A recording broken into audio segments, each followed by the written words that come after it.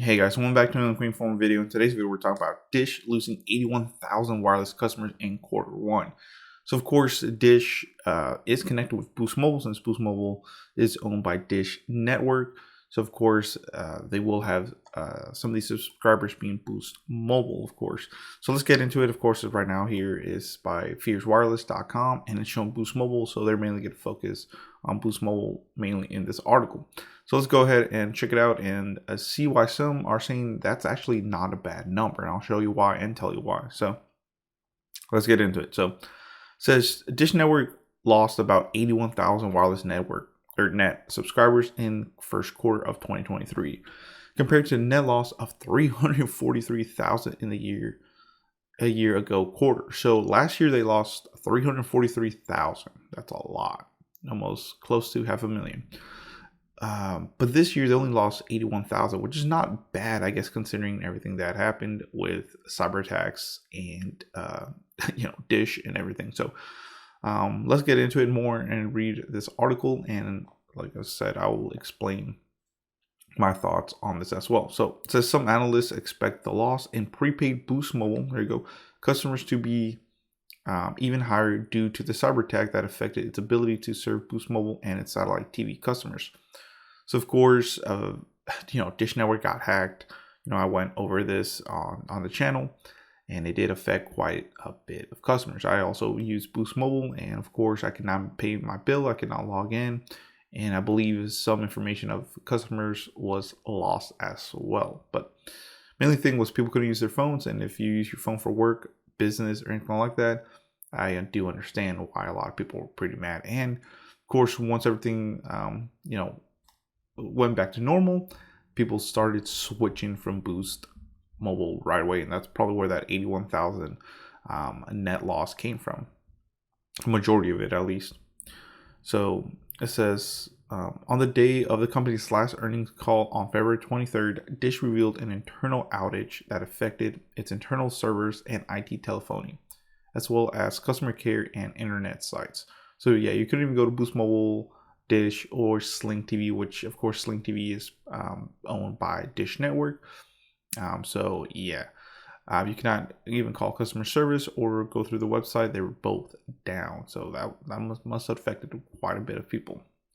It says in an SEC filing today, Dish said the investigation is now basically complete into the network outage and the subsequent data hack that is disclosed on February 28th. So they're saying basically it's fixed by now. And you shouldn't have to worry about it. But like I said, if you guys seen, T-Mobile's been hacked like 9 times in the last like 3-4 years or something like that. So network companies, mobile companies as well, should be more prepared for these kind of attacks. And of course, they're saying, hey, it's over with, but is it really? It determined that its customer database were not accessed in the incident, but it did confirm that certain employee-related records, as well as a limited number of other records containing personal information, were among the data extracted. So it's saying that the customer's database were not accessed, but employee-related records were, and a number of other pieces of personal information were taken. So hopefully it's not like I said, like T-Mobile's, where social security numbers, licenses, account numbers were extracted. That's a big thing. That's pretty fearful. It says, we have taken steps to protect the affected records and personal information, and we receiving confirmation that the extracted data has been deleted. Dish stated. So they probably caught the culprits. I don't know. They never really said, but they're saying that information has been deleted. But of course, you can make copies of anything these days. It says during the quarter, Dish said it incurred about 30 million in expenses related to the security breach. It doesn't expect to incur material expenses in future periods resulting from the cybersecurity incident. Cool. It says wireless losses better than expected. So this is what they're saying. They probably thought like 90% of Dish customers were going to leave after this security breach, but it looks like people have some loyalty. Says Dish has been steadily losing Boost Mobile customers since it was acquired as part of the Sprint/T-Mobile merger conditions, and it's true. I mean, they took off the unlimited data, which was basically real unlimited data. Now it's like 30 or 35 gigs, which they need to take care of that. They need to get rid of that and give us unlimited data back. Initially, there were problems getting CDMA handsets replaced when T-Mobile shut down the CDMA network and Boost customers didn't have compatible handsets. So of course, when the old like 3G/CDMA network shut down, if you're a Sprint customer, which if you didn't know, Boost Mobile was owned by Sprint. So of course, if your device was not compatible with LTE, VoLTE, or anything like that, it was not going to work once those towers got shut down, because of course, once it got bought out by T-Mobile, they were using Boost Mobile switch over to T-Mobile's network. And like I said, if you didn't upgrade your device, you would lose service. It says last month, Dish announced that Stefan Stokels, who was heading the Boost Mobile business, was leaving to be replaced by Dish alumni Michael Kelly. Going forward, Kelly is now responsible for sales, marketing, and operations of Dish's retail wireless business or brand. Jeez. In a note from Investors Today, New Street Research analyst Jonathan Chaplin said its Q1 results were better than feared after the hack. NSR estimated Dish wireless losses for the quarter could be 282,000 compared to the analysts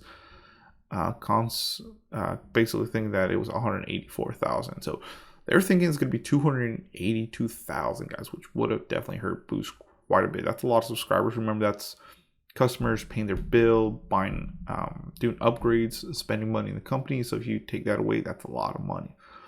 And then this other group thought it was only going to be 182,000, but really, like I said, I think it was 81,000, which is not bad at all compared to what it could have been. It says Dish did materially better on service revenue. The EBITDA and FCF then were feared. Chaplin said they did a little worse on Direct TV or Dish TV, DTV subscriber losses, but better on Boost subscriber losses. Dish missed consensus on basically EBITDA and KPIs, though not all estimates were updated for the hack. Ooh.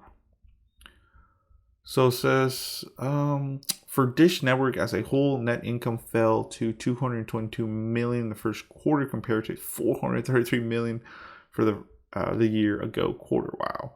Wireless ARPU was 36.43 compared to the previous quarter of 37.61. Churn was 4.24% in quarter one versus 4.57. So of course, it definitely, the churn or people leaving went down in quarter four in 2022.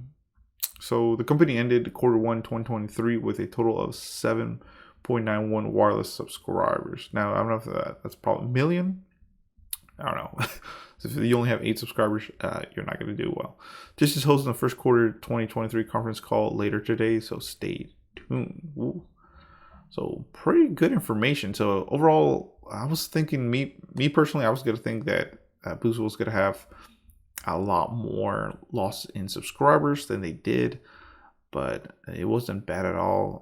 Overall, like I said, it's not that bad for everything that happened. So cool. So thank you for watching, guys. Please comment, rate, subscribe. Just a little quick video for you guys, and I thought this was informative, and I was like, let me share this with you guys since, this channel does revolve around. And like I said, a lot of businesses are shutting down, filing bankruptcy, or closing. So it is a tough year for everybody. So yeah, thanks for watching, guys. Please comment, rate, subscribe. If you want to check out the channel and support it, check out the description below. There's different things you can support me with. And thank you so much, guys. Thank you.